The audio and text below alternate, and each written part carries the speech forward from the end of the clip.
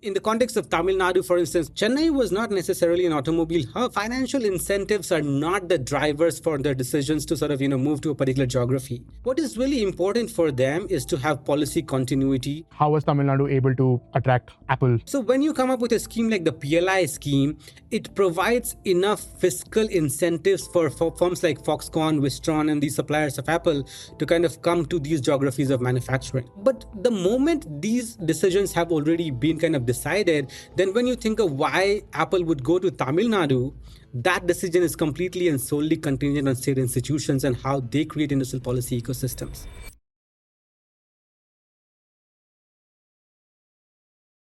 Hi folks, welcome to the Subtext by Zerodha. Today's guest is Mausam Kumar. Mausam is a postdoctorate researcher at Princeton, did his PhD at IIT Bombay, and was the first industrial policy fellow at the Harvard Kennedy School. His work mostly covers key questions regarding India's industrial policy. For instance, what is the role of policies of individual states like Tamil Nadu, Andhra Pradesh, and Gujarat compared to policies set by the center? What incentives does the PLI scheme create for those who receive its benefits? His research areas also include the role of development finance institutions, the India-China relationship, and green manufacturing. We have linked the Subtext newsletter in the description below, which contains a list of his writings on these subjects. Mausam, welcome to the show. Thank you so much for having me, Pranav. It's really a privilege to be a part of this podcast. And essentially, you have had a bunch of guests who have really shared insightful insights on a bunch of issues. So great to be here. Thank you for having me. Thanks so much. Privilege is all ours. I first discovered Mausam when I read a piece on the incredible magazine Phenomenal World called Coordinating Tamil Nadu, which is where Mausam deep dives into what makes Tamil Nadu one of the foremost states when it comes to Indian manufacturing and possibly Indian economic development, right? So Mausam, starting off with a simple question. When we talk about Indian industrial policy as this behemoth concept, we rarely dive into the policies of specific Indian states. Federalism in general, that determines the relationship between the center and the states. So how would you describe that relationship? What are the enablers in that relationship? What are the tensions that exist in that relationship? Yeah, that's a fascinating topic, Pranav. I think, it's important to sort of lay out the background in which we can discuss industrial policy more generally, but also globally, which is that we are in a moment where the global political economy is sort of making an inward turn, right? Which is that you see themes of economic nationalism, you see themes of protectionism, sovereign capabilities. Those are the conversations which are happening going forward, right? And these were not really happening until over a few years ago, right? And this is precisely because of this. I mean, some would argue that this has been because of the pandemic, which has led to this resurgence of economic nationalism, this suspicion of the global trade order and how that can benefit everybody. But in that ecosystem, what you really see is that industrial policy has emerged as a policy toolkit for countries across the globe, which means advanced as well as developing countries. And so when you really want to make sense of this inward turn in global political economy, that's when you come to industrial policy. There's this renewed legitimacy for industrial policy globally, not simply because it is able to provide for preconditions for economic growth, but also that the older structures were somehow not very, very conducive to addressing economic constraints or agenda of structural transformation, right? And once you lay out this background in terms of how industrial policy has evolved globally, then you can think of, say, the PLI scheme in India, the IRA in the case of US, or the important projects of common European interest in the European context. And from that global political economy, you can pan into India and say that there is something very unique happening in India, at least in my understanding.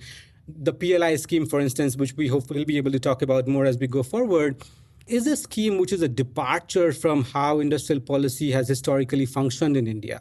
Historically, we have had this appetite for, providing incentives without having sufficient guardrails.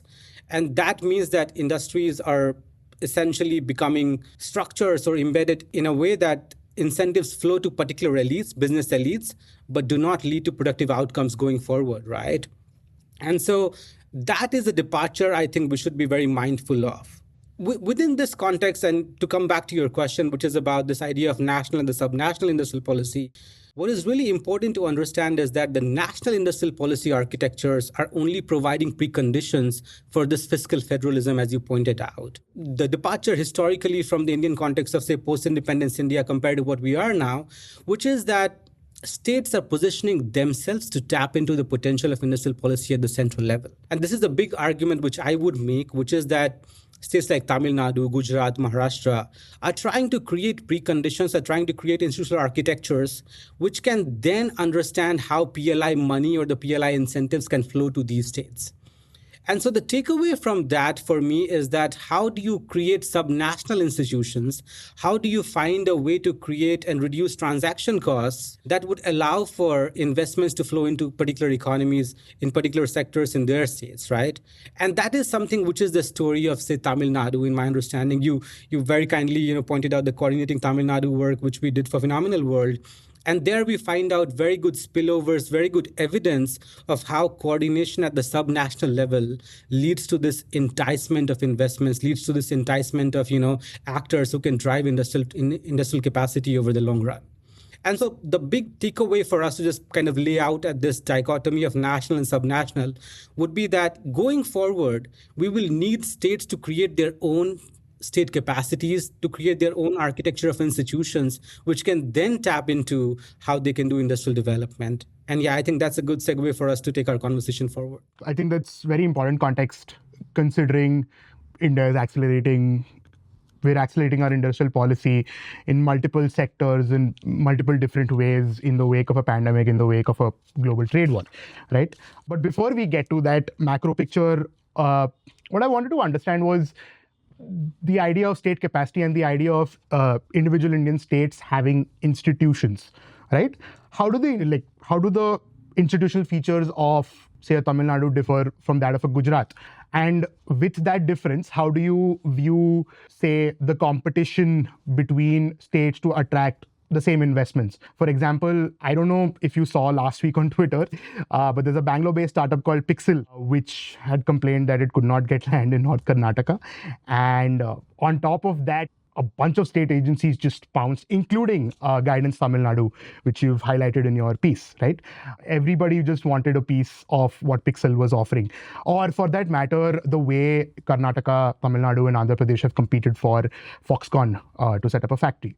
So yeah, it's a twofold question. How do you view the institutional factor differences and how do they contribute to the competition between states? The whole point of industrial policy is to create a joint project between the state and the non-state stakeholders in a way that you're embedded, but also autonomous, right? In the case of India, what you really find is that the subnational architecture of institutions, say for Tamil Nadu, would be central to how political elites actually work with business elites to find a way through the bureaucratic institutions to ensure that the transaction costs for businesses can actually be reduced, right? That is the biggest constraint in terms of how the transaction costs and the turnaround costs are pretty high, generally in arenas where economic development has not happened historically. So as a state which is trying to pursue economic development, as a state which is trying to drive industrial development, you have to create these preconditions. And these preconditions then map up to what endowments you have. So it's also important to understand what kind of endowments states have, right?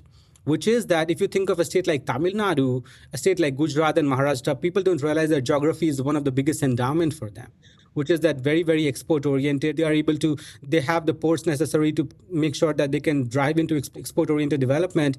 And then you can create these strategies around sector-specific economic zones. One thing which we find in Tamil Nadu is that they have these approaches called sector-specific economic zones, where you have these sectoral pockets which create these agglomeration effects. You think of a place like Chennai, you think of a place like Hosur, Tirupur for textiles, for instance. And these are actually outcomes of very coherent policy approaches. And that's where the state capacity dimension of industrial policy comes in, which is that how do you reduce transaction costs? How do you reduce the cost for firms to actually set up units through, say, infrastructure provisions? SIPCOT, for instance, in Tamil Nadu is one of the biggest institutions which has these land banks. SIPCOT Land Bank, the State Industries Promotion Corporation of Tamil Nadu. These land banks are basically reducing transaction costs for setting up units, right? And once you have these institutions which can reduce the transaction cost, you can come up and say that you have the necessary state capacity to drive industrial policy in directions that you really want. And I think this is the distinction which has to be made across states in India. And if you compare states which are positioned very well, say Tamil Nadu, Gujarat, and Maharashtra, as you point, coming to the second part of your question, which is more about how you sort of compare the state capacity dimension, but also the architecture of institutions across these states, and you will find very novel, insights around how they approach it.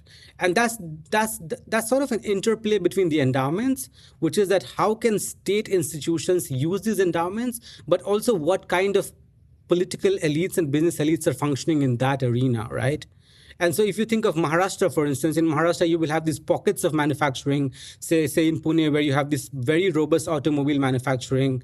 I mean, we can think of MIDC, for instance, the Maharashtra Industrial Development, Mumbai Industrial Development Corporation, which is basically the driver for how in the Mumbai metropolitan area you have these pockets of manufacturing, pockets of industrial activity. Similarly, in the case of Tamil Nadu, you have like institutions like guidance, which is something very important for investment attraction.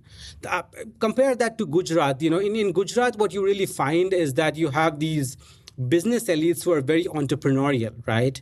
And that entrepreneurial business elite then kind of, makes claim upon state businesses, state political elites to kind of, ensure that they have the preconditions to do economic activity.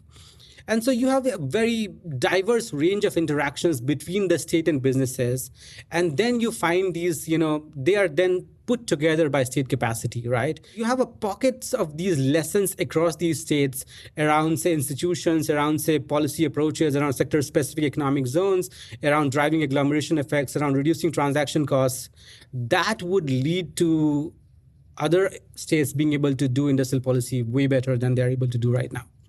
So, for instance, Tamil Nadu and Gujarat, two states we've talked about already, and two highly industrialized states, right? But even in the way they've industrialized, from my understanding, Tamil Nadu has a very different makeup of industry as compared to Gujarat, right? Gujarat has, for instance, a lot of petrochemicals, a lot of chemicals in general, right? You have the Jamnagar factory in Gujarat, for instance, but Tamil Nadu is heavier towards automobiles, towards labor-intensive electronics manufacturing, towards textiles, right?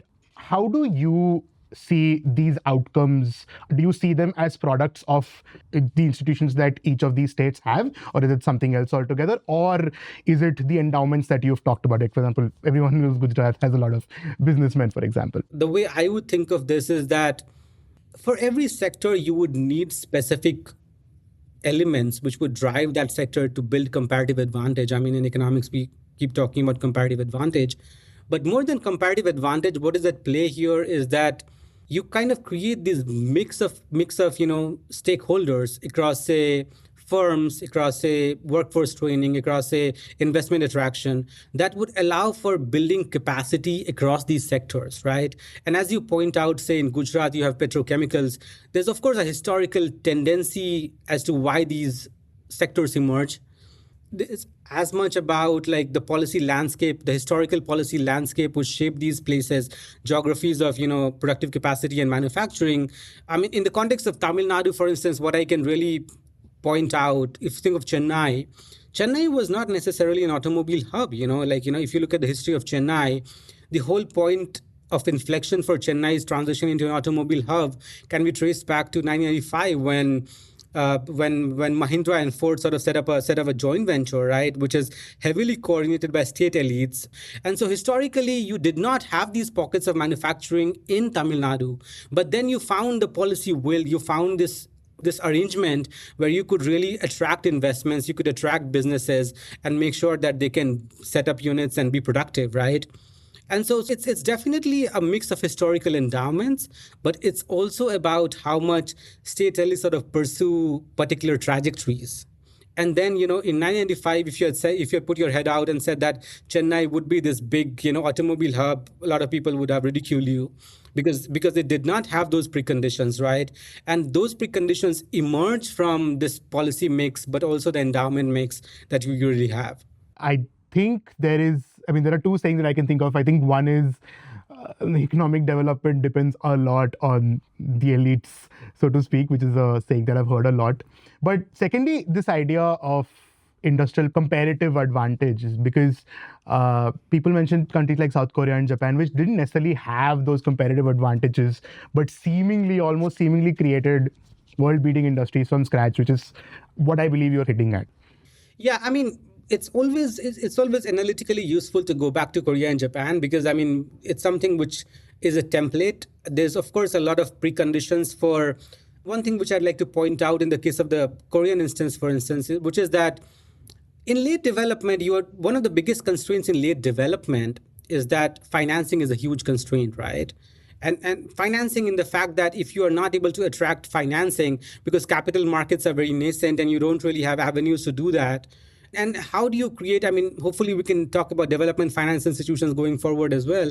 But essentially, if you can create sort of a credit policy, so what I'm coming to is the credit policy part of industrial policy in the Korean case, for instance, right?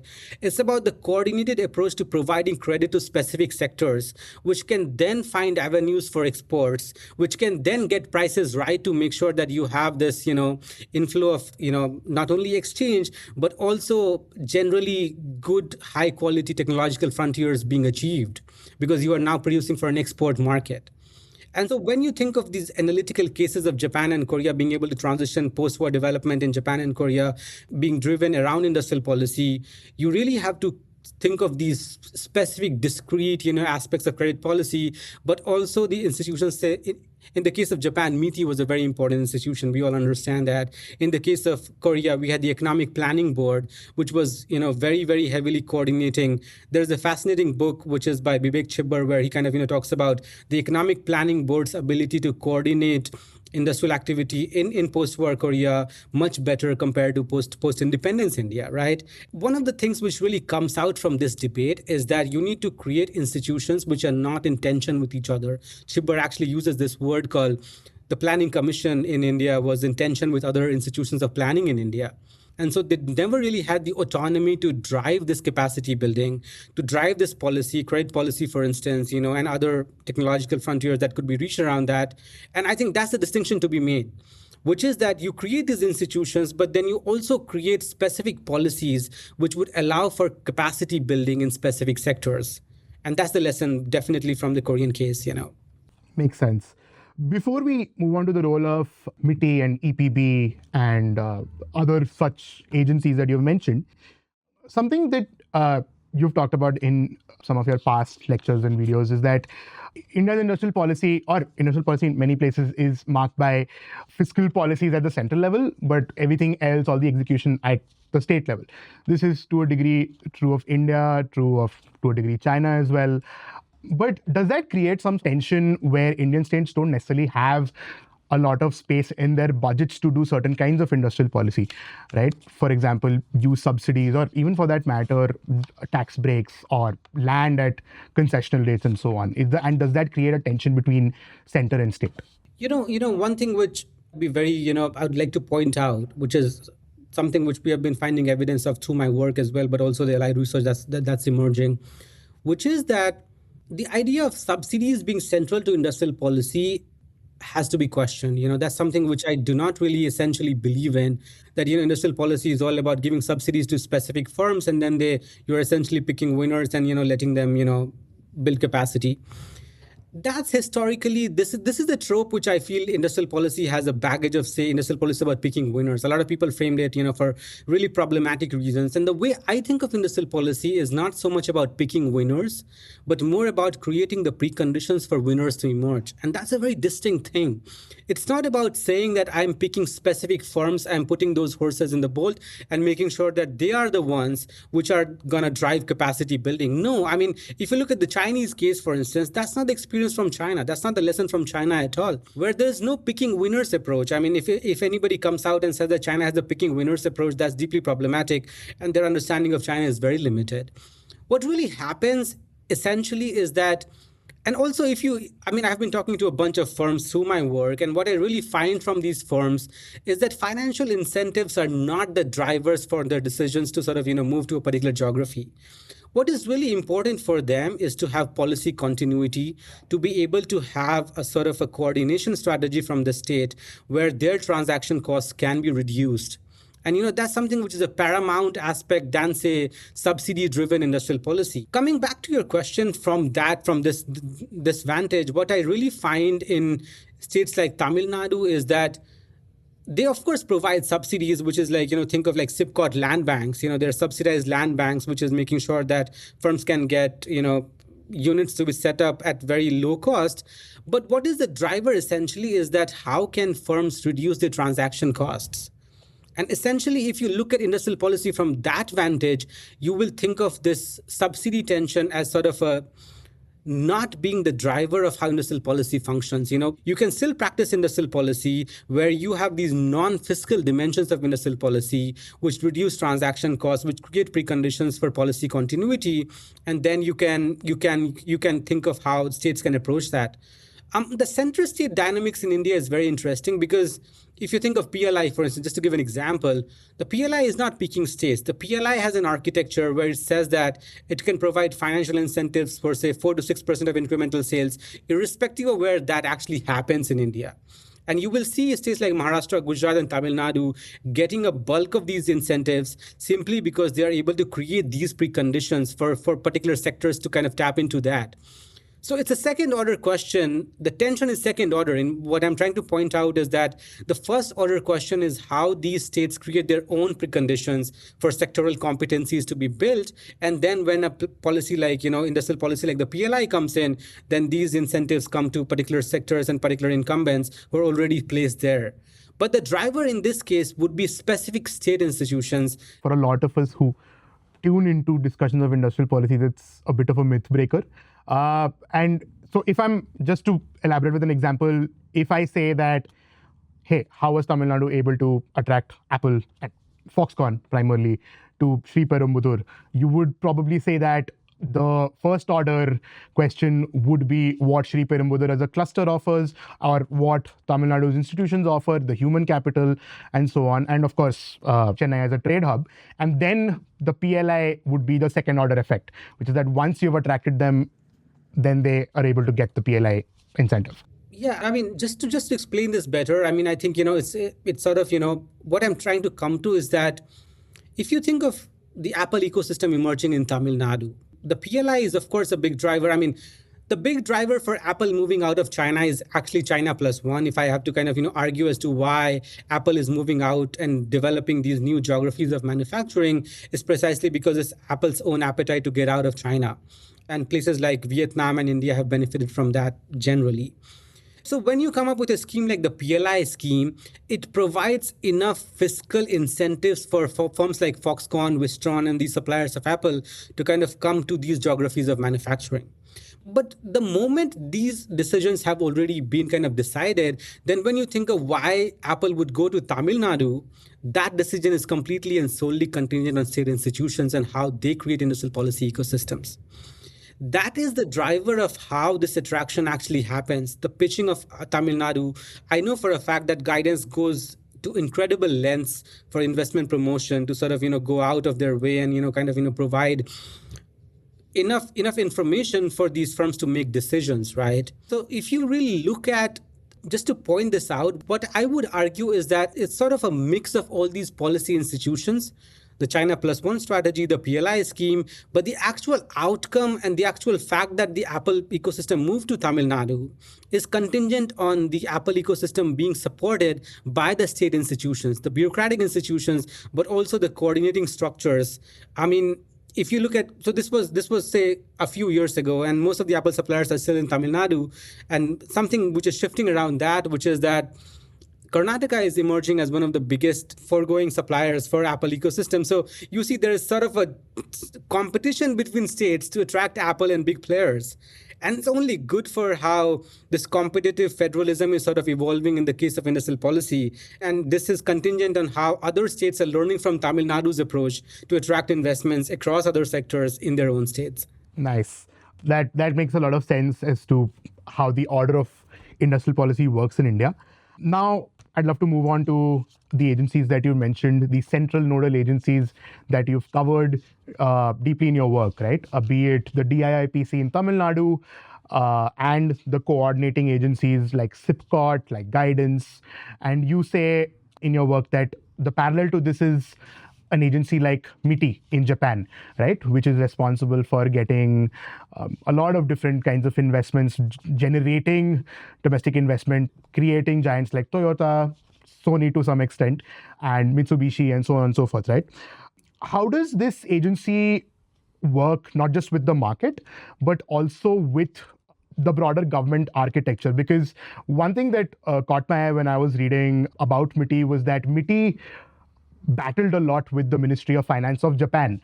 And in fact, those battles are so famous that there are entire soap operas made on, why, bureaucrats battling, Japanese bureaucrats battling each other in Japan, right? So how does MITI work with other government institutions which have different incentives? There's a fascinating book which I literally point to everybody, which is Johnson Chalmers, book, on MITI and the Japanese miracle. It's sometimes feel like you're reading like inside gossips which somebody shared them as to why the tensions between these industries are happening. And that gives you very nuanced insights about how dynamics of state power actually function.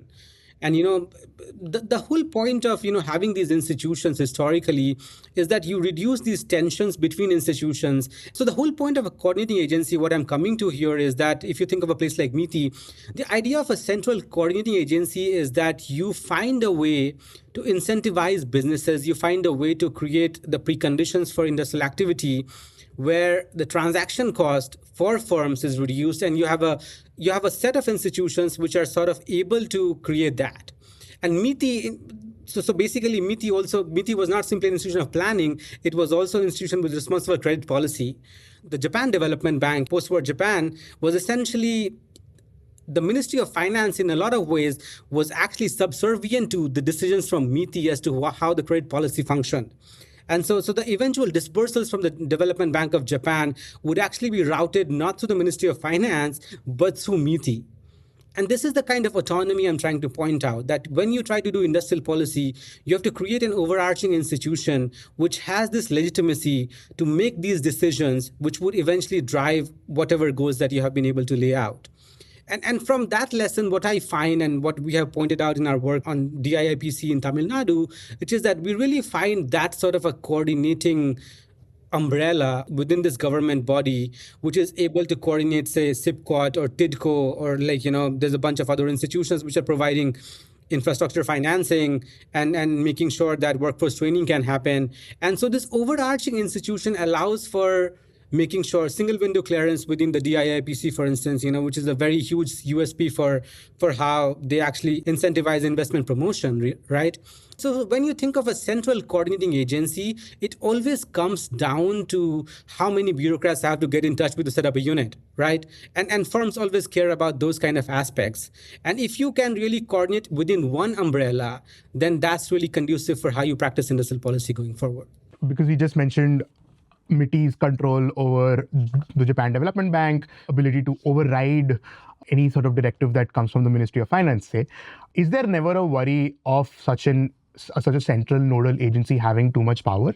And how does that coexist with the idea of having a decentralized industrial policy, so to speak? Scholars on industrial policy, including me, have been grappling with this tension between authoritarian tendencies and how industrial policy can actually function.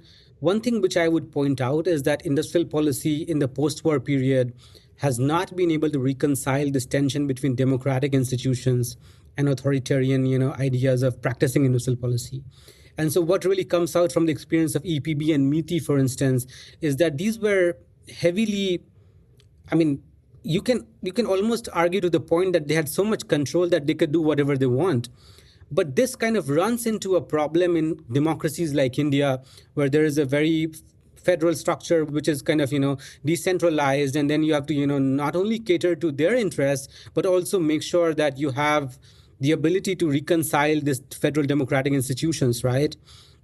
What I would point out is that there is a need to kind of reimagine industrial policy across these institutions.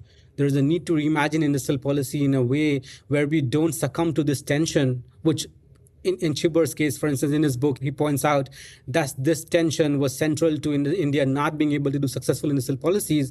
I mean, I would argue that import substitution also played a huge role there, which is that if you think of this whole architecture of how firms are really going to be disciplined by markets. So the contrast there is that there's certain kind of disciplining which comes from markets, right? When you export for a market, you have to really compete at technological frontier and make sure that you build capacities, which then will lead to other spillovers. And from that vantage, what I would say is that the actual institutions of coordination would have to come at the subnational level. That's where I'm coming to, which is that if you think of India's industrial policy approach, the PLI scheme, schemes like the federal schemes create these overarching institutions. They are not necessarily able to coordinate everything on the ground because the actual ground coordination happens through state institutions, right? Unless you build state capacity at the subnational level, unless you have these regional ideas of industrial policy and how you can practice that, it would be impossible to reconcile this. So the tension here, which is that if the fiscal space is at the central level, but if the coordination is happening at the subnational level, then how do you reconcile this? And this I think is a puzzle where I keep coming back to is that this non-fiscal dimension of industrial policy is something which has to be articulated pretty much better, which is that you have to find a way to say that you can practice industrial policy across these fiscal incentives at the central level, but also make sure that you have these state institutions which then tap into it. And I think that has been an Achilles heel for India. A lot of focus in India's industrial policy studies generally, but also the approach has been what the center can do. Well, of course, the fiscal space for states is, of course, improving because now you can have various other ways to sort of create fiscal space for subnational governments. But this tension is chronic to how industrial policy has functioned in India. And that's something which has to be addressed going forward. That would be something which I'd point out. I have a slightly controversial question to ask. These authoritarian tendencies of the South Korean agencies and the Japanese agencies, how much of a correlation do you think that has with the question that hovers over everyone's head is that, East Asian states were only able to do industrial policy so well because they were at the time authoritarian states. This is a question that always hovers over when we talk about industrial ambitions and manufacturing. A lot of people see this, this idea that authoritarianism is sort of central to industrial policy is deeply problematic, at least for someone like me. I do not think, well, the successful cases of industrial policy in South Korea, Japan, and even for China, for instance, has not been argued that this simply because of this idea of authoritarian tendencies. If you look at the kind of approach that they have, of course, this ability for these institutions of authoritarianism to discipline firms is high. We understand that, simply because your export policy is sort of, driven by credit policy, and then credit policy is driven by how these institutions pick up firms. That allows you to say that, it's about a disciplining mechanism. But what I would point out is that it's not so much about making sure that you can discipline firms through these techniques of authoritarianism, but techniques of credit policy, techniques of export policy, techniques of incentives, which then lead to contingent project requirements or how much you can really perform in the economic arena. The Chinese case, one of the things which everybody keeps talking about is that there's not so much learned from China for other developing countries or democratic countries because China is authoritarian. This is deeply problematic. The Chinese approach to industrial policy is so unique and different, which has lessons also for democratic arenas. I would really say that the Chinese approach to industrial policy is a subnational approach to industrial policy, where local governments actually vie against each other. Local bureaucrats have to fight against each other to make sure that they can pitch their states to actually be able to attract investments. And then you build up this capacity, which kind of goes into this idea of involution, which makes sure that firms have this cutthroat competition to the point that profitability is not even a motive. And then out of this churn, you have these huge firms coming out that are driving scale across sectors. Just to sort of reconcile this, what is really this idea of authoritarianism is a bit of a mirage and kind of takes away from this approach to industrial policy. Industrial policy can be practiced in democratic arenas so long as you ensure that you don't succumb to these pressures of democratic institutions. That reconciliation would happen through techniques of state capacity, through techniques of how you make sure that you can discipline firms in a way that would lead to capacity building, but also making sure that you are able to have spillovers beyond this approach to kind of incentivize firms. Right? Firms are getting incentives, say fiscal and non-fiscal. How much that would lead to capacity addition, how much that would lead to workforce training, or how much that would lead to spillovers in job creation, that is the big question, which I don't think has to succumb to authoritarianism or even ideas of, because the Japanese and the Korean case were so-called authoritarian regimes. From what I understand, these nodal agencies also have the responsibility of deciding not just industrial policy, but also competition policy, which is to say that the idea is not to pick winners, but create preconditions for winners. But there are instances where, because you want to pick winners because that's the easiest way to get something done, right? For example, Japan, if I'm not mistaken, historically used to choose selective cartelization, right? Because they did not want all-out competition between, the giants that they had chosen to work with. On the other hand, you have China, which is extremely well known for cutthroat competition, and to a very large degree is willing to bear the consequences of that cutthroat competition. In India, one might argue that industrial policy has a tilt towards big businesses rather than small businesses, and small businesses are often disadvantaged when it comes to getting the benefits of industrial policy. What is the role of the nodal agencies like DIPC or MITI in figuring this balance out? To kind of answer your question, it's very important to understand that, industrial policy does not emerge in a vacuum. Industrial policy is an outcome of the endowments that you have, the political conditions, the political and conditions also in terms of what kind of incumbents you have, right? So in the case of post-war Japan, you move from zaibatsu to keiretsu, which is sort of I don't want to jargonize on what really happened there, but what essentially happened is that you sort of tried to discipline zaibatsus to become keiretsus, which is that the state had a better overreach over how they could function. And this idea of how industrial policy in Japan, for instance, worked because you had to find a way to discipline firms, but also ensure that you can provide them the necessary preconditions to make sure that you don't completely dismantle them, right? And that's the lesson from the Japanese story, which is that you discipline firms in an arena which is also not leading to a complete collapse of the structure. The lesson here is that you should always be very mindful of what is really the structure of businesses, for instance, in that arena. In Japan, that's the case. In India, I wrote my PhD on DFI financing in post-independence India. Essentially, the DFIs in India were catering to this whole idea of a particular set of business elites, which this idea that you have to cater to specific business elites. What really happened in India's case, just a very brief summary is that you cater to these business elites without making sure that they can also build productive capacity within this constraint of import substitution that would lead you to build capacity going forward, right? And because we had this import substitution as sort of a dangle, there was always this tendency between state and political elites and business elites to sort of, come together, but not come together, right? It's like, there's a sort of a symbiotic relationship that does not translate into the experience of, say, the keiretsus and the Japanese institutions.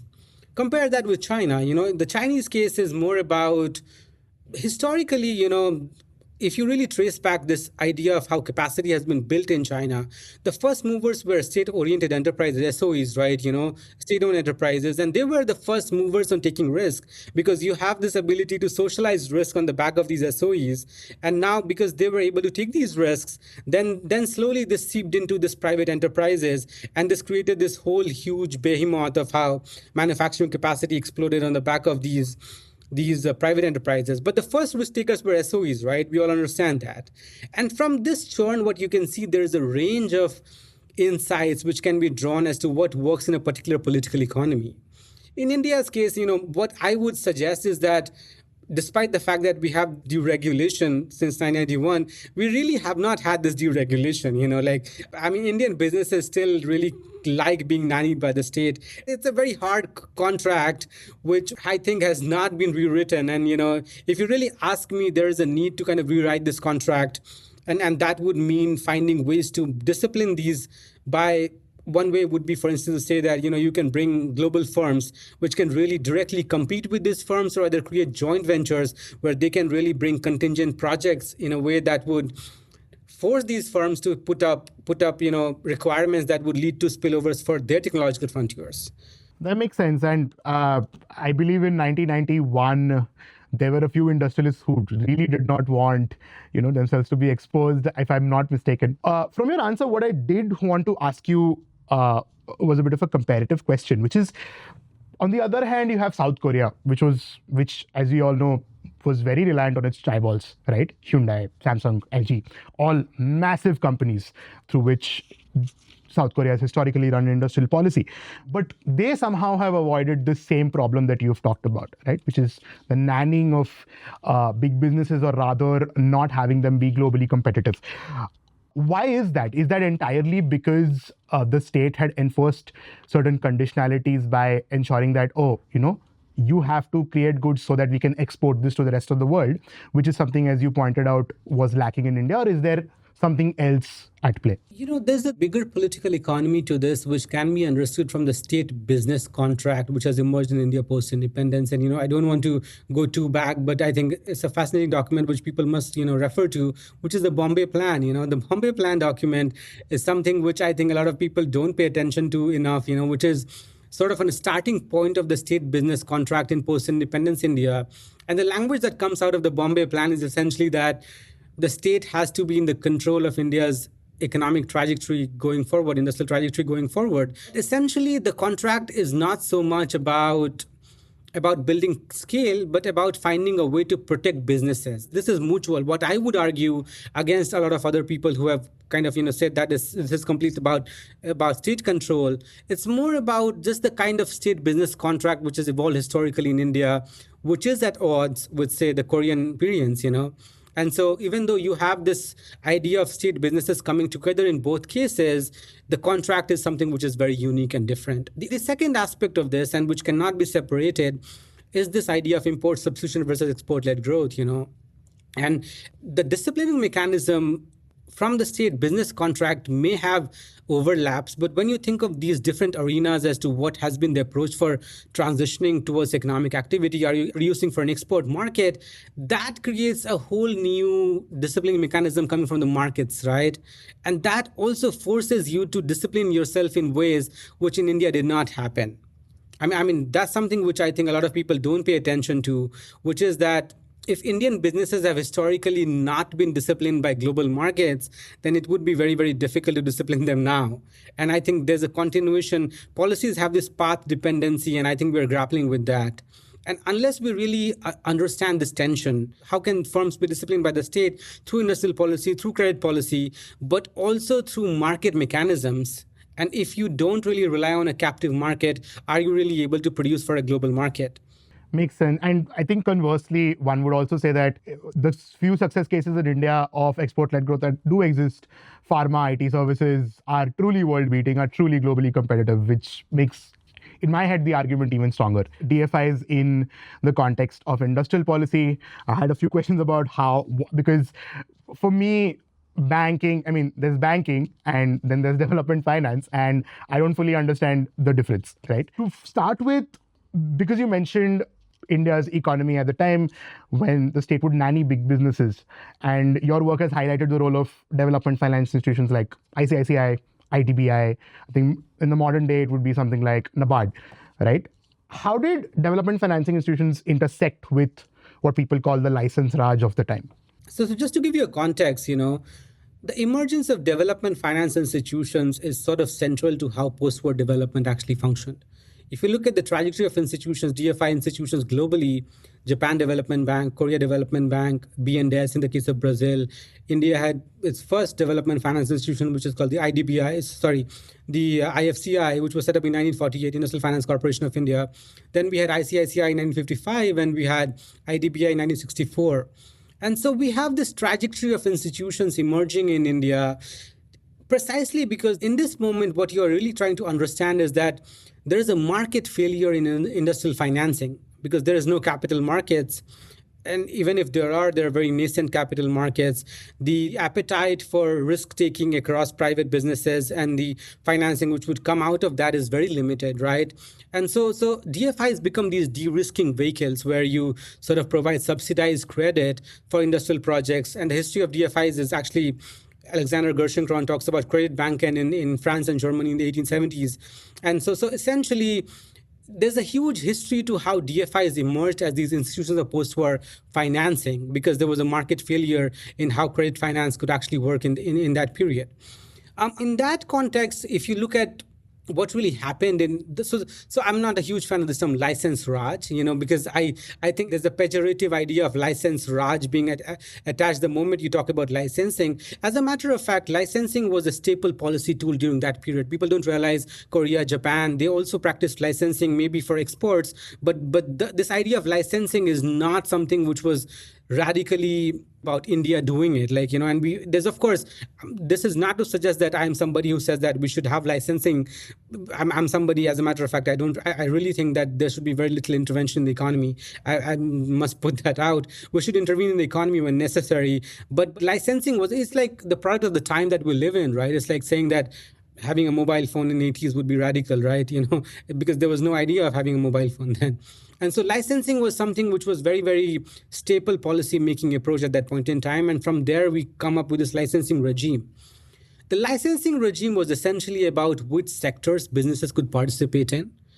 But the way the license regime actually functioned was through these credit policies. So if you had a license, then you were able to approach credit policy institutions, but you were able to go to DFIs and say that, hey, I have got a license. Will I be able to get credit finance for that?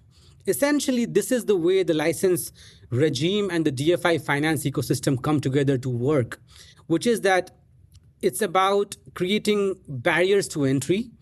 At the first order, you have these licenses, but the second order, you have these credit regimes, which make sure that you can only get credit as an outcome of that.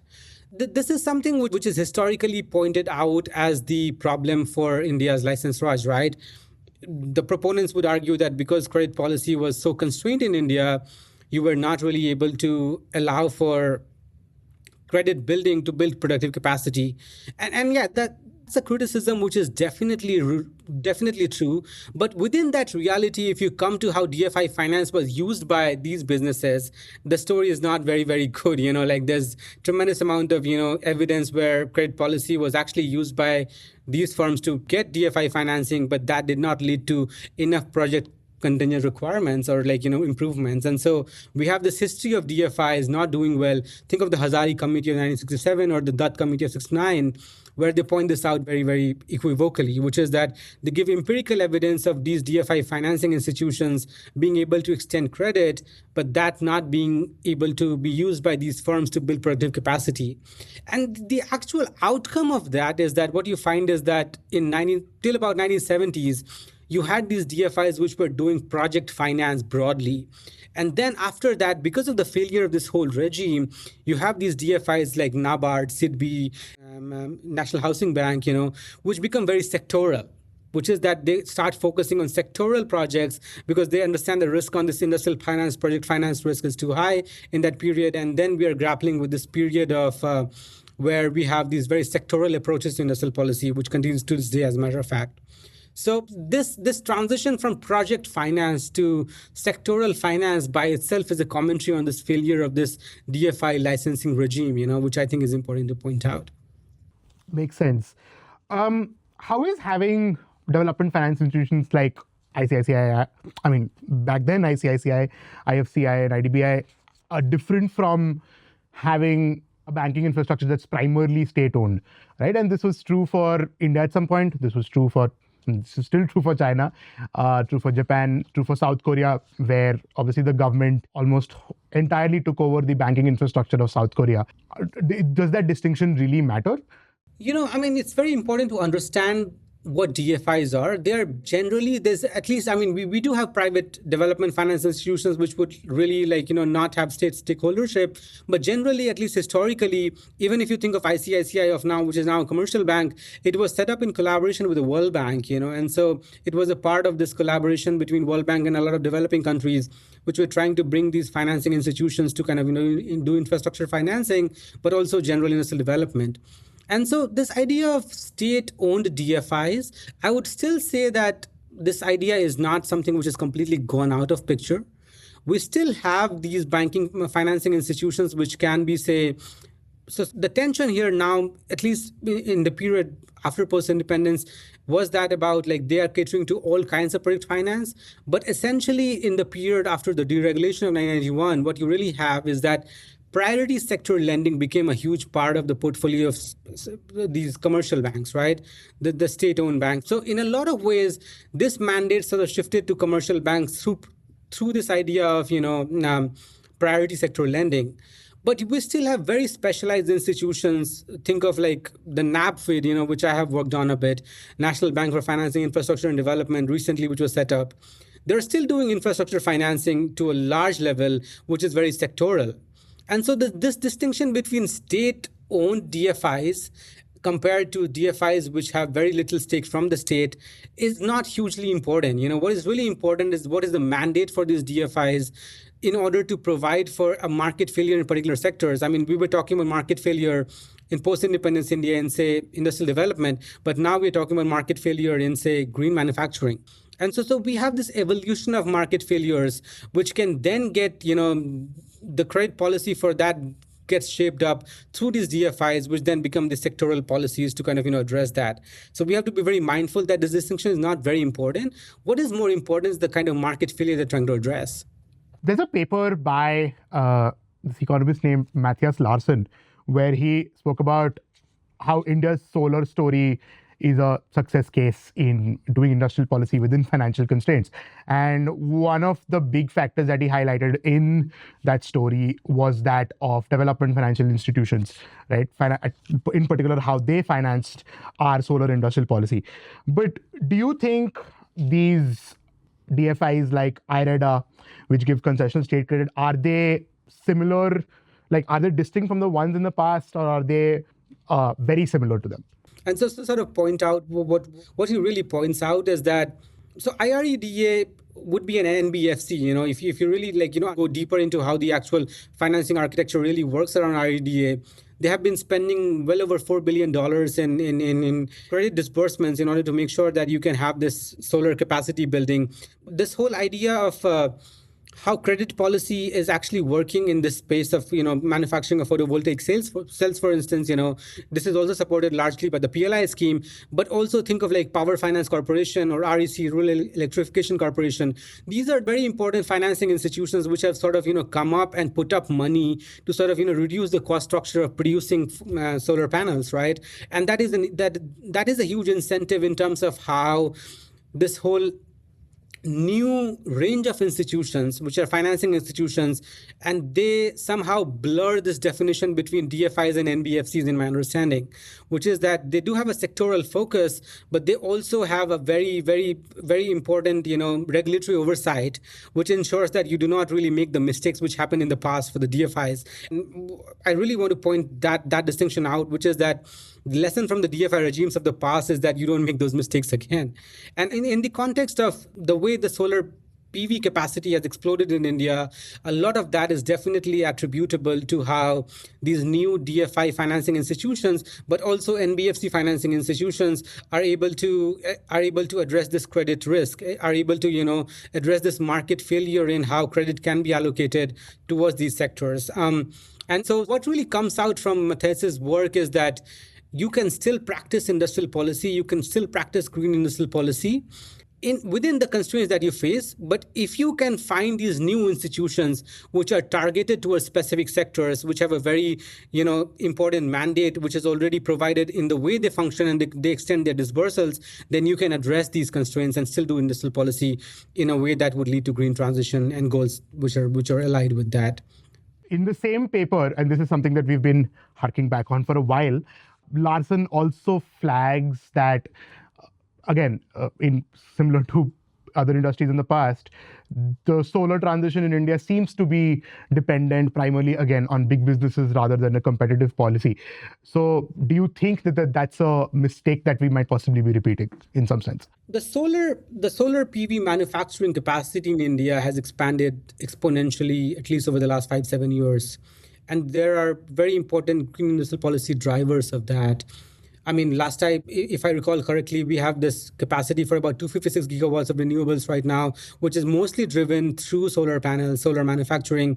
And going forward, the Ember report recently, which I was looking at, India is very well placed to sort of, think of solar as the driver for all renewable demand, and going forward, most renewable demand, most electricity demand, as a matter of fact, which can be which can be addressed on the back of solar, and there is a very coherent mix of industrial policies which is at play here. What I want to flag out is this, like, so think of the ALMM, the approved list of models and manufacturers in India, which is a huge industrial policy in India, which is making sure that specific, domestic incumbents can only participate in the sector and build productive capacity, which can then lead to them being connected to the grid. So if you want to be connected to the grid, then you have to be a part of that ALMM and then be able to tap into the potential for solar in India.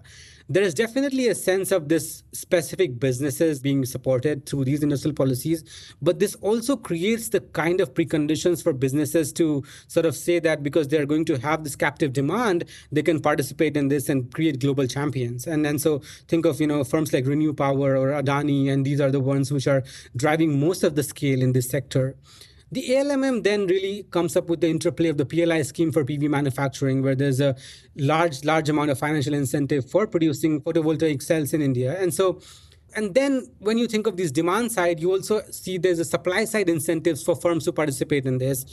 The Solar Energy Corporation for India, the SECI, which is a de-risking vehicle, also makes sure that you can only be able to sort of, be connected to the grid and get these power purchase agreements, which are then tied to these, protections to the demand side. So what I'm really pointing towards is that there is an architecture of industrial policies very, very coherently designed, which creates scale, but through this domestic champion approach, which I don't find deeply problematic. Honestly, a lot of people would point out that this is problematic, but it's not essentially problematic in the sense that you can really drive capacity because you have a captive market, but also create these champions which can then export to other export-oriented economies, export markets, right? And so this may seem like a tension between allowing for green transition to unfold at a rapid pace. And so, but it's also about how you can create sovereign capabilities that can allow for you to have agency in your energy security, right? And I think that has been the big rationale. This has also coincided with how the cost of solar PV manufacturing has gone down rapidly. If China is producing solar panels at, say, 10 cents a watt, India is producing at 15 to 18 cents a watt, which is a huge cost. Which is something which has to be understood, right? If your cost structure has gone down so rapidly, which allows you to kind of, scale up manufacturing by this approach of incentivizing domestic enterprises, but that can also lead to very good spillovers generally for, your green transition goals.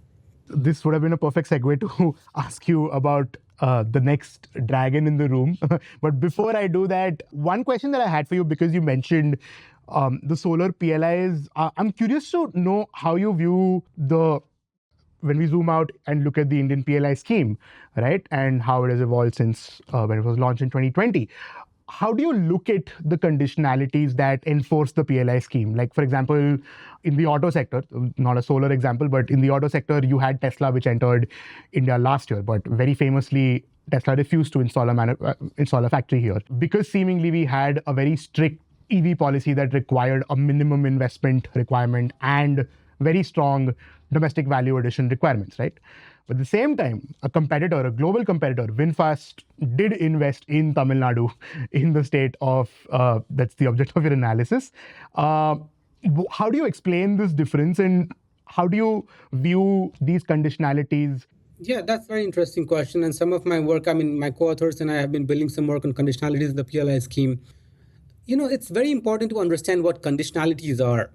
Conditionalities are essentially disciplining mechanisms by which the industrial policies can ensure that the amount of incentives, financial incentives that are being received by these firms lead to specific tangible outcomes. That's the outcome part. The second part is that you also want to have conditionalities which would ensure that you have fiscal discipline, which is that you are able to ensure that you're allocating financial incentives in a way that would not lead to the historical rent-seeking approach, that issues that we have had, right? And so from that context, I think there's a very huge innovation in how conditionalities have been designed in the PLI scheme.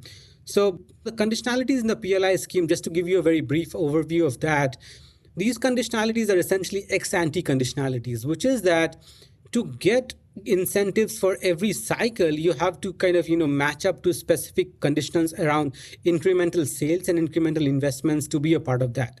So if you are Apple and trying to manufacture, say, 100 mobile phones in this period, and then you want to be able to participate in the PLI scheme going forward, you have to kind of increase that manufacturing capacity in a way that would lead to you being able to get incentives on the basis of that. So if you're saying, like, if you produce 100 extra mobile phones, you can get 4 to 6% of subsidies based on that, the cost of that, incremental cost, incremental sales, right? And so what really happens in this architecture of conditionalities is that the money does not go up front. And so there's very important strings attached. And these are not simply about incremental sales, but also about incremental investments, domestic content requirements, and how you really make sure that you actually integrate supply chains at the local level, right? And so when you think of these conditionalities, a lot of firms which I have had the chance to talk to, they actually find these conditionalities to be difficult in certain sectors, but also important in a way that allows for them to have transparency, right? They already know what is the barrier to entry and how they can really participate in this. There are, of course, headwinds that they don't anticipate at this point in time. That's an aspect which has to be understood. But generally, this kind of a conditionality design allows for policy understanding, this kind of policy continuity going forward. And one of the ways to sort of understand this is that across sectors, the uptake on the PLI incentives have been low because these conditionalities ensure that you have to, make sure that you reach these entry barriers, right? And so unless you reach them, it's impossible for you to participate in that. I'm coming to your question between this divergence for why Tesla was able to not come in, and why VinFast was able to. This is definitely a strategy question in my understanding, which is that a lot of firms have long-term strategies. I mean, I won't be able to comment a lot on what made VinFast to come to India. As a matter of fact, what I understand is that VinFast has a very long-term approach as to how they approach the market, and they're able to sort of think of this market as conducive to their own structure of how they're producing EVs. Tesla maybe has constraints on the cost structure of the economy. Think of that, like if they don't have demand projections which would allow for Teslas to be bought in India, then maybe that, despite all these incentives, it does not necessarily allow them to kind of take the foot in. What is really important to understand is that what decides for firms to come into these particular geographies is as much a strategy question compared to as much as the incentives they receive. And it's an outlook question. And that distinction would not completely erode irrespective of this very, very suitable conditionalities, or as a matter of fact, conditionalities were very, very apparent and clearly laid out. And so even when you have these approaches to conditionality design, they do not always lead you to attract everybody and anybody, right? You mentioned that obviously one of the initial conditionalities in the PLI scheme, particularly the electronics PLI scheme, was that of incremental sales. But as I understand, there was a long debate on whether that was always the right metric to have, considering that it only advantaged bigger firms because it only advantaged those who could get volume up quickly. Do you think things have changed since then? Because in your work, you've highlighted that industrial policy is always a moving target. You have to change as the times change.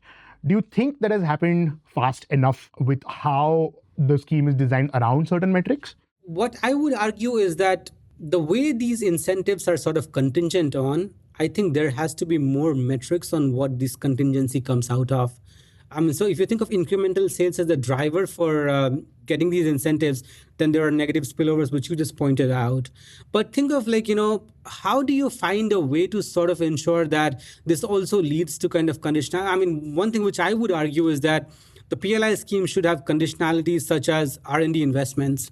And so we have these gross investment conditionalities, but how much of that is kind of, attributable to R&D is something which is a black box, right? And if you think of this divergence between India's corporate profits compared to their R&D expenditure, it's ridiculous almost. And so from that vantage, I think there is definitely space for new and better conditionalities to be incorporated so that you can have much more better spillovers.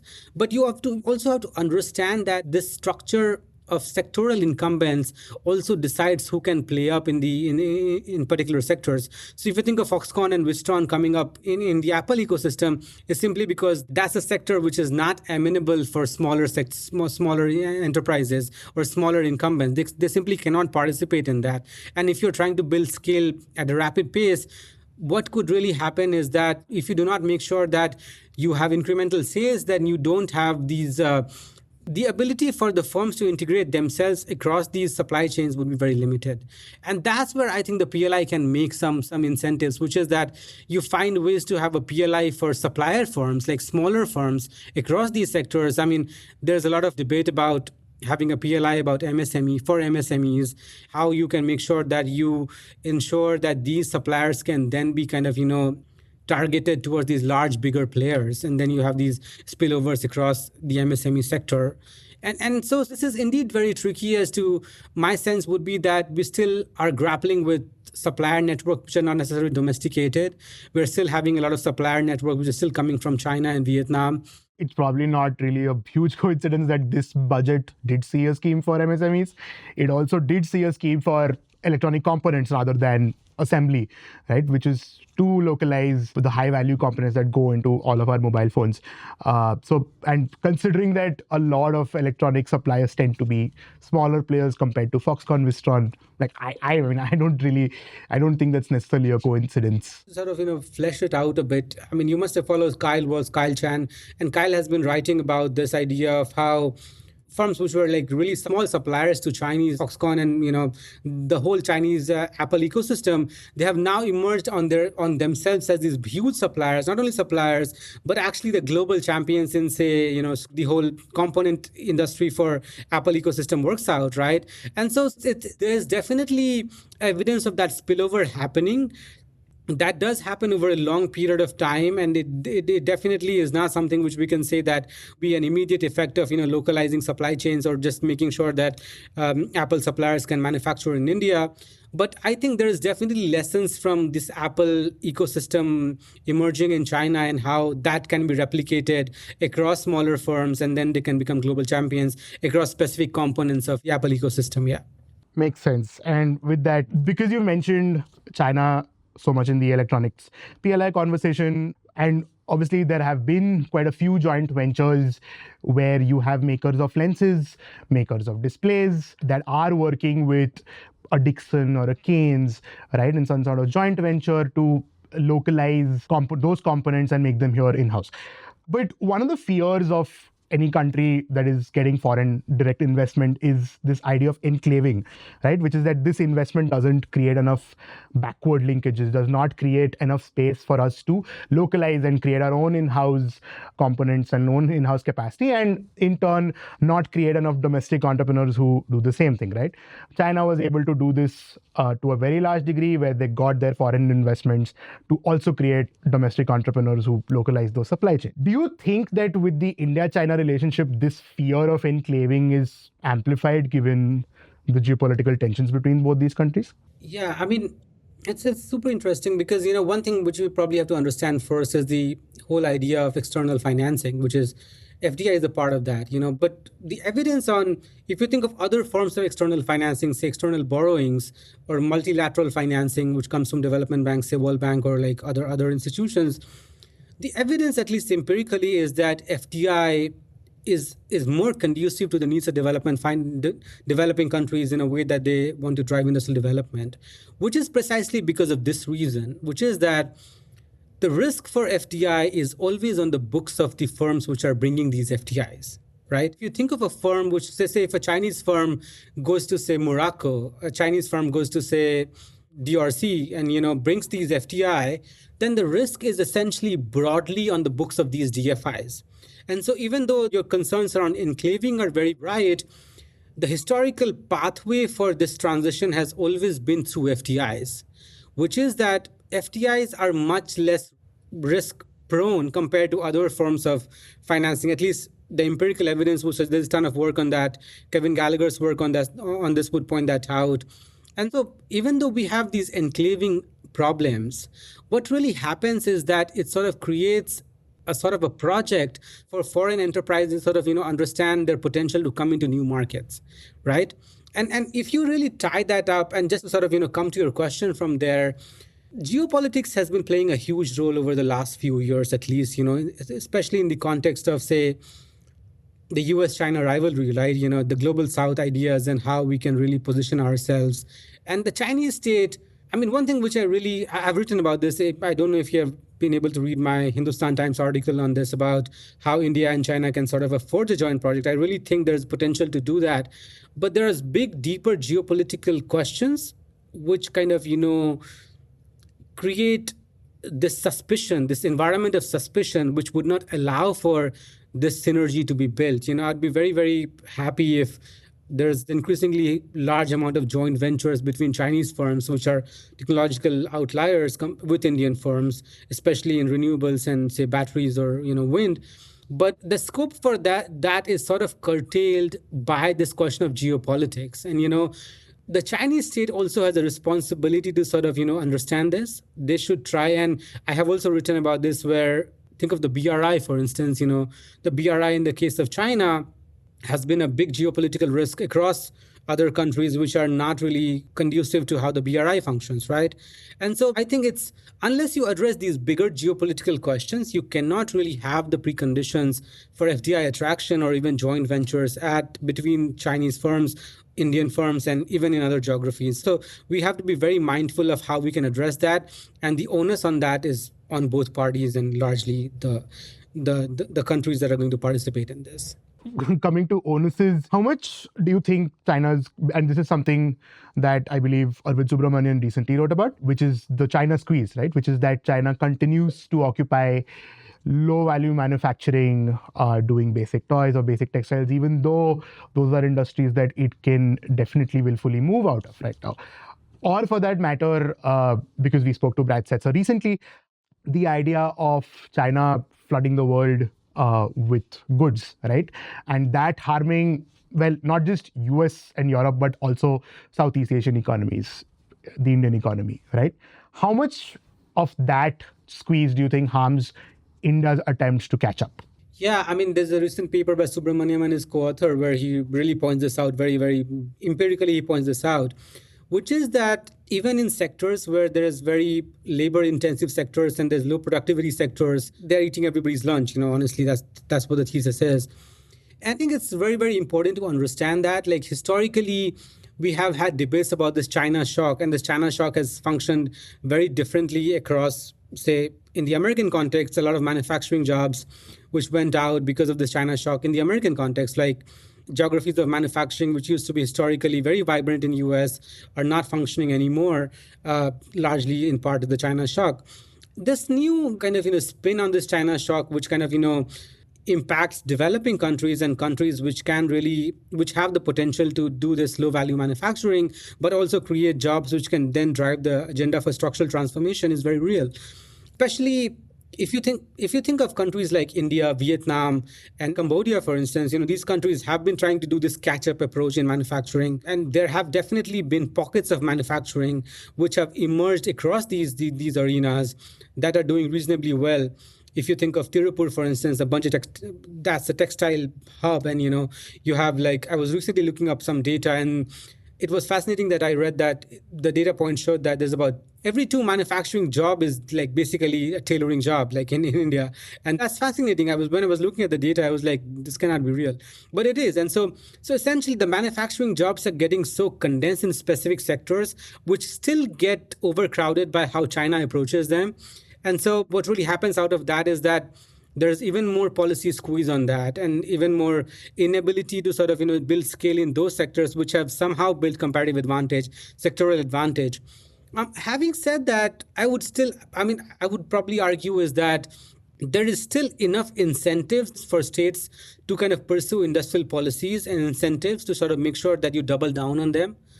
I mean, even though the whole space may seem like is shrinking in this collapse, the ability for the Chinese, actors sort of, take part in that, I would say that, you could still find ways to kind of, take some part of the value chain from there. And so it's indeed a tension which is hard to not recognize. And, Subramaniam and others are definitely right on kind of pointing that out. Yeah. So I had a talk that some of my team members and I, we went to, both Arvind Subramanian and Devesh Kapoor were there, and we asked them this question about Chinese FDI, and I think Devesh Kapoor's answer was something on the lines of, if you're not inviting Chinese FDI in like a certain electrical component needed in an EV, then what are we doing? But to flip that, how would you identify target sectors where we would need Chinese FDI, but also it's like it can get difficult to get those for example, in EVs, the idea is that we haven't yet gotten Chinese FDI, like getting a BYD to invest is because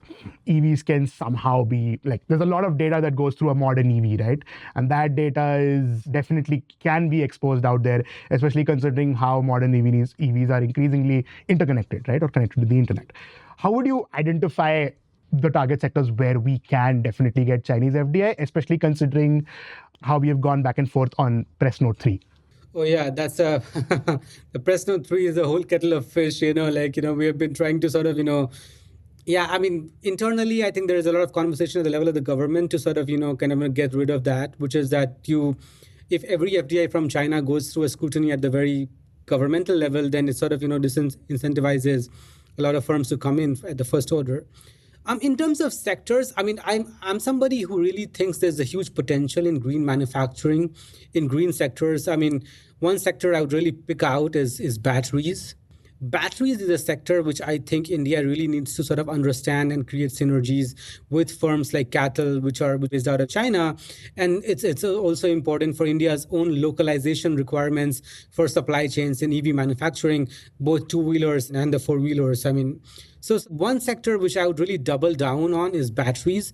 Batteries are also important, not simply because India has a PLI for batteries, but my sense is that is not performing really well. I mean, I will name a firm which is in the sector. I was recently talking to somebody, and they are really, really concerned about how the pace of how this transition is actually happening in India, despite incentives coming in, but we are not able to build capacity because the technical know-how is simply not there. And so we run into these constraints from there, and I think a good idea would be to bring that.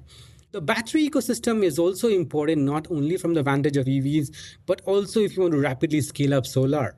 So if you want to really rapidly scale up solar as your go-to renewable source of energy, then you need BESS, right? And the BESS ecosystem in India is almost non-existent, right? And while you do have domestic champions in India building scale in solar PV manufacturing, it would be very, very difficult to have that same approach in the battery ecosystem because the technical knowledge required for that is simply different compared to how the PV manufacturing and the cost structure has emerged. We need to push for batteries as a sector that we can go forward. So a question that I had was a lot of the joint ventures, and this is something that on our own newsletter, The Daily Brief, we've written about Exide or Amara doing certain kinds of joint ventures, be it Ashok Leyland doing a sort of a partnership with CALB, and of course, as you've written also before, the Jindal Steel and SAIC venture that gave us MG Comet, right? But, and I could be slightly mistaken on this, but many of these joint ventures also seem to happen with India's biggest businesses, right? And there have been repeated instances of joint ventures with Chinese entities, with smaller firms. I remember an auto ancillary in India that had a joint venture, and it was like, they had it, I think it was Sona Comstar, if I'm not mistaken. Yeah, I think it was Sona Comstar that had like a venture with a Chinese firm, and that just abruptly got cancelled because geopolitics. At least that's the official reason they gave. Do you think that it's a coincidence that India's big businesses seem like they are the primary conduit to get Chinese FDI? Because Adani has also been rumored, Reliance has also been rumored to, have like a solar PV joint venture with a Chinese firm. Yeah, I mean that's a very interesting question. One thing which you have to be very mindful of is that historically, the way joint ventures work is that there has to be some synergy between how these specific firms bring something to the table, right? And in the context of these sectors and the JVs you pointed out and have written about this is that it's very, very difficult to have firms which are smaller firms to collaborate and bring out the necessary capital requirements and other sort of market requirements, sort of make sure that they can be at a smaller scale.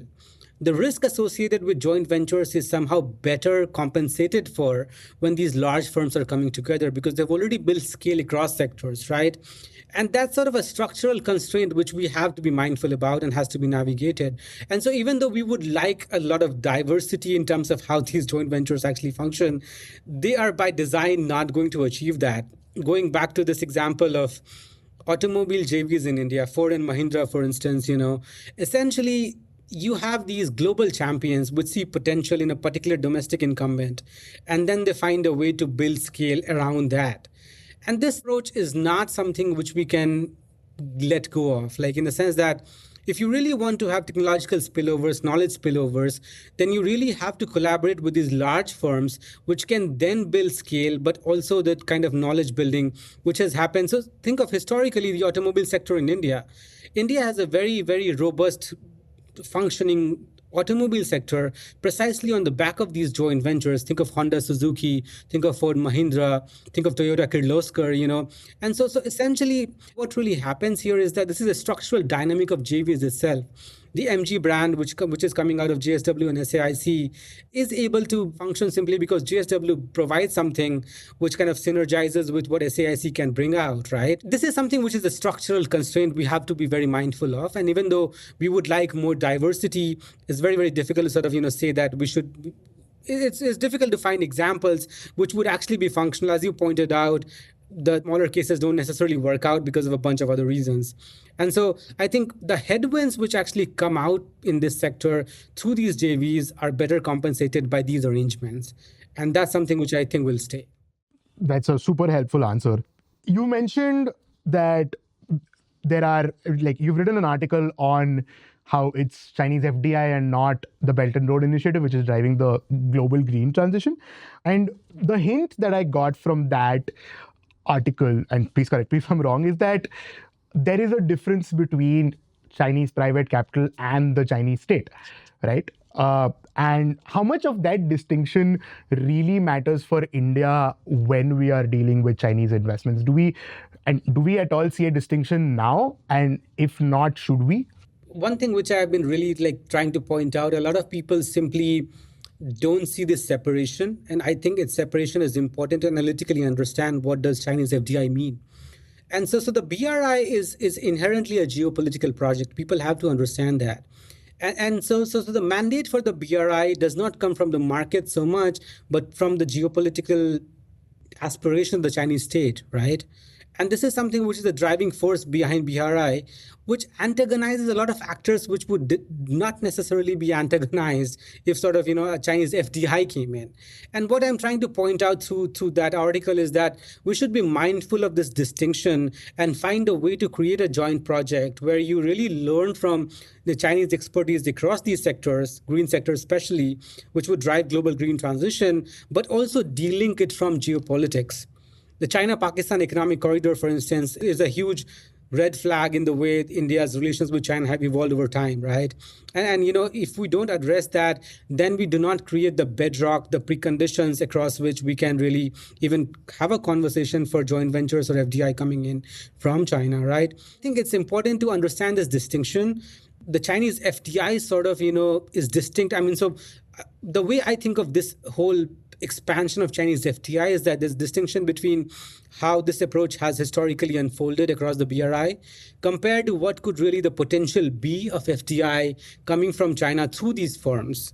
I think the onus is also on Chinese state and the Chinese firms sort of, really kind of articulate that if they want to be a part of this global South project, which they really seem very keen on. But unless you're dealing this geopolitics, that won't happen. For the longest time, India has been very antagonized because of this.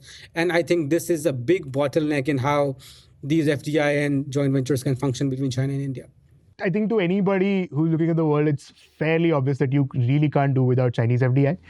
But at the same time, Chinese Chinese capital is actively trying to move out because there are sectors where profits are completely depressed, or for that matter, completely in the red also, right? And India is probably one of the few countries where they can really offset those problems, right? The same way the US did it in China, right? So yeah, which is why I asked that question. But now I think now that we're in this situation where we don't really see a difference between Chinese FDI and that's also partly because of the discussions that revolve around China as this one entity rather than a very fragmented entity with very fragmented actors. Just to add a bit to that, Pranav, I mean, what I would argue is that this idea, the ability for the Chinese firms to sort of be profitable within China is very, very low, right? There's a shrinkage which happens because of this involution which is happening in the Chinese political economy. And that's, of course, a very distinct part of how Chinese industrial policy approach has functioned. And I think these new markets provide avenues for these firms to be profitable while at the same time kind of create this drive towards green transition. A global good can happen if these synergies can be established. So I think it's a win-win for a lot of stakeholders as long as this black hole of geopolitics does not succumb, does not eat into that. Yeah. Cool. So, Mausam, just the last few questions, and because we've discussed FDI, we've discussed industrial policy, we've discussed a ton of terms that I know I'll have to go back and read again. But this idea of export-led growth, right? This is something that I think one would call like a jewel you keep chasing, but you don't achieve it in some sense, right? Because with a world that's increasingly shrinking, with a world that's quote unquote deglobalizing, effectively export-led growth becomes even harder, right? And given geopolitical tensions, it seems near impossible, right? There is one strand that argues that given all of this, there isn't much space for middle-income countries like ours to rise up. But on the other, there is a strand that says, oh, there are new sunrise sectors like EVs, like solar, right, that offer immense opportunity to replicate that same playbook. Where do you stand on what the future of the export-led growth model even looks like? Historically, what we have had is that the export-led growth model has been the staple for how countries have achieved structural transformation. If you look at the East Asian economies, Japan, Korea, Vietnam, China now, China, Vietnam, and Taiwan, all these countries had a very coherent approach around export promotion, and that allowed for them to sort of, so the whole point of exports is that it allows you to get prices right, which is that what you can actually get paid in the global market is definitely much higher than what you generally get paid in economies which are still at a very nascent stage of structural transformation, right?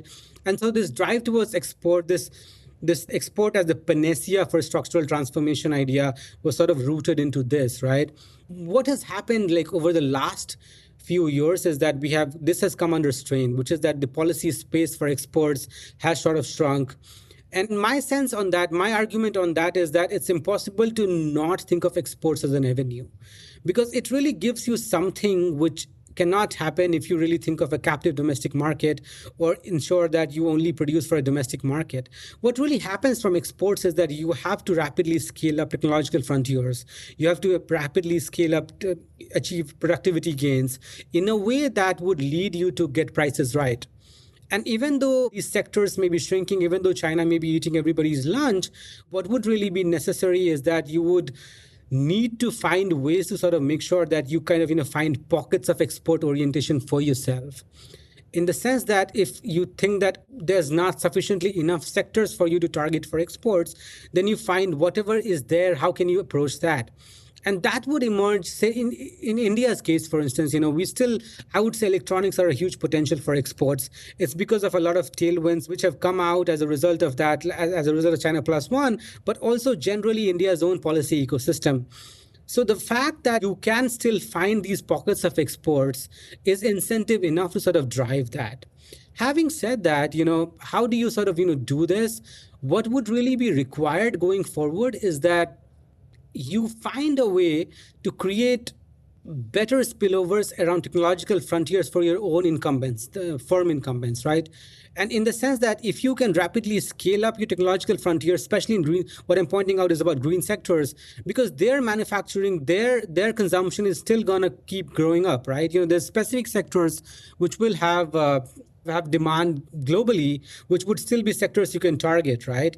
And so within this mix of sectors, which are still going to be global consumption goods, but not captive to China, how do you really address that as the policy challenge for stakeholders, for policymakers going forward? But I would not give up on export-oriented trajectories of structural transformation or approaches to development. I'm hoping that, maybe 5 years, 10 years, 15 years down the line, you have a set of, if the smartphone as a concept is alive by then the idea of Indian entrepreneurs building their own smartphone brands, like Micromax at some point, becomes a thing after we've scaled up the contract manufacturing value chain and now sort of building our own brands, right? Which is something that we're seeing actively happen at pharma, which is the expectation that, and obviously pharma, our Indian pharma is known as the world's pharmacy, so to speak, right? Which is why I personally say I consider the Indian pharma story as one of the greatest export stories because it's just that insane. Yeah, it's precisely because you are able to compete in the export market, right? And so you build R&D capacities. Pharma is probably one of the only sectors in India which has very good, I mean, comparatively, they have very, very high R&D expenditure compared to other sectors, right? And they have to do that simply because they want to compete with the technological frontier globally, markets globally. If you're producing for an US market, you have to kind of, make sure that your products have the necessary credentials to kind of, participate in that. And from there, you have these very important spillovers across productivity gains, but also simply being able to drive structural transformation through that sector, right? And so we do have templates, but how replicable they are across other sectors is something which is a challenge, right? Speaking of exported growth, or rather like manufacturing as a whole, right, that is obviously a big part of export-led growth, right? I think a few months ago, Ha-Joon Chang, the great economist, wrote an article on The Hindu about India missing the industrialization bus, right?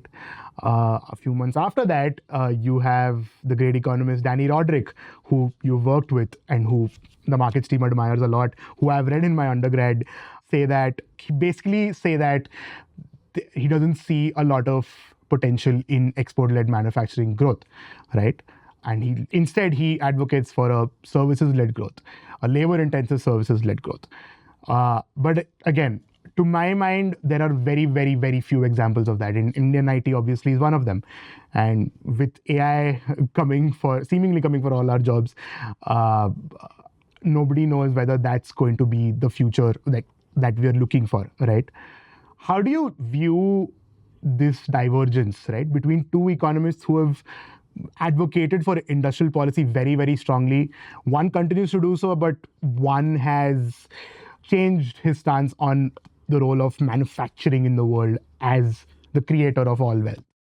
Oh yeah, I mean, you're putting me in a spot because these are two huge economists, and essentially, I had this opportunity to work with Dani during my time at the Kennedy School and learn from him. And if there is one economist in this world who can come out and say something like that, is Dani Rodrik. He's essentially the most consequential economist of our time. His ideas have inspired generations of economists, including me. And so when someone like Dani Rodrik comes out and says something like that, you have to pay attention first thing, as to why he is saying that. And the whole point of this is that it's impossible to sort of argue against the rationale of his argument. His argument is essentially that going forward, manufacturing is going to be less labor intensive. And that would mean you're going to have less jobs, but not only jobs, good jobs. And Dani defines good jobs as jobs which are also productive jobs, but also provide agency and impart resilience and autonomy to the workers, right? And kind of, if you understand this vantage and where he's coming from, this aspect becomes very important that going forward, if manufacturing is not going to be the driver of job creation or good jobs, then it cannot sufficiently drive the agenda for structural transformation. And that's very important to pay attention to. The empirical evidence on that is obviously very robust. Dani started with, so his work on premature deindustrialization, for instance, points this out very, very well empirically, which is that countries are the industrial structure for these countries are going out at income levels much lower than when advanced economies began to deindustrialize, right? And we have to understand that this pathway for manufacturing-led transformation is not replicable anymore. And so simply just going in that direction has run into new constraints. And when the evidence comes out, you have to update that. what Rodrik essentially points out is that we should focus on labor-intensive, non-tradable services. And so when you think of these service jobs, these are essentially jobs which you think of in, say, hospitality, which are in, say repairmen, or like workers, or like mechanics, and even Uber drivers. There's a paper where he points out that how these can be good productive jobs, right? And essentially, if you think of an ecosystem where you can have these scaled up services jobs which are non-tradable, but they can kind of drive the agenda for structural transformation, then for him this is something which is worth chasing, right? On the other hand, I mean, impossible to not see the rationale on that. But someone like Ha-Joon Chang points out is that we should still do manufacturing, because then it generates very good spillovers across the economy, right? You would still have enough pockets of manufacturing to sort of kind of chase. If you think of green transition, which is, think of India's new specific incumbents, which are domestic champions, they're still driving this, and you can still build scale, because then you would really need to consume actual goods, which are like the solar PVs, photovoltaic cells and panels. And so there's still tremendous amount of manufacturing which will still happen, and there's tremendous potential in those sectors, despite this fear of automation, to still be able to drive this agenda for structural transformation. Just to have a last word on that, what I would point out is that even if you think of value addition, the value addition point also hinges in the favor of what Rodrik argues, which is that think of solar PV manufacturing, right? The actual value addition in PV manufacturing is very low, because the cost structure itself is very low, right? But when you think of its installation, its repairs, its upkeep, and those kind of aspects of this whole economy, then you will be able to see that they generate jobs much beyond this idea of manufacturing, right? And this potential for services to drive structural transformation going forward is indeed immense, but that does not necessarily mean that developing countries have to completely give up on manufacturing. There may be small windows of opportunities, but there would indeed be opportunities that I think developing countries can chase. The other aspect which I think we should probably focus on is how can you think of agribusiness, and sectors which can actually add value to the agricultural sector, because we still are in a very stage of structural transformation where agriculture employs a lot of labor, right? So there's a ton of ideas which I think can come up, and I think we don't have to really pick one against the other. But yeah, the empirical argument for services, the driver of structural transformation going forward, is very, very robust. Yeah. I will end this conversation with one last controversial question, which I believe you've had some thoughts on publicly also. I've had Dr. Aradhana Agarwal come on this podcast and say that Indian services growth has been a resource curse on Indian manufacturing. And I don't know the answer to this debate. I think it's very hard to find one. But I know that you've said that countries can indeed do services, especially tradable services, and manufacturing together, and there's nothing stopping them, right? How do you reconcile this debate, especially since you're talking about non-tradable sectors, right? I mean, on the manufacturing part, what I would argue is that essentially the problem with India's manufacturing has been that we have never been producing for a global market. And when you're not able to produce for a global market, you're not able to attract investments or foreign capital in a way that probably would happen in, say, sectors like services. And the other big important part is that services by design are very high productive. The productivity frontiers for services is definitely much larger than, say, manufacturing jobs or manufacturing sector per se. And because of this, because the productivity gains are much higher in services, capital sort of chases these sectors. And so from this resource curse, I mean, I would not argue this as a resource curse, but I definitely argue is that this has led to capital flowing in that direction. If you see, most of India's services-led growth has been driven through IT firms. But at the same time, around this period, you see China growing up as a manufacturing behemoth. And what explains that? What explains this Chinese behemoth of manufacturing emerging side by side with India sort of moving towards the services sector, right? And I think there was definitely a window of opportunity for India to sort of, pursue that. But because our markets never really opened up in a way that would be global enough, that would incentivize, that would create kind of Schumpeterianism where Indian domestic enterprises were disciplined or sort of, where the way I think of it, they'd never learn to swim, because Indian markets were like so protected that these firms had captive demand, and that made sure that they could really be profitable and create value for shareholders and ensure that they can still function well without having to compete. You would never see an Indian car in US simply because India never produced a car for the US market, right? And that's the challenge, unless you find ways to force firms to sort of compete globally, you will never have global champions. So it's a bit of a chicken and egg problem that way. Like, is it policy or is it like firms not having the appetite to do it? And if you really put that into context, then this question becomes a much more puzzling one than being a resource curse question. Yeah. Crazy. I think that's a great answer to end this conversation on. Thank you so much, Mausam, for doing this. This has been quite the head turner for me in terms of how much we've spoken and all the things that we've discussed. Very, very glad to have you on Subtext. Well, thank you so much for having me, Pranav, and have a great day.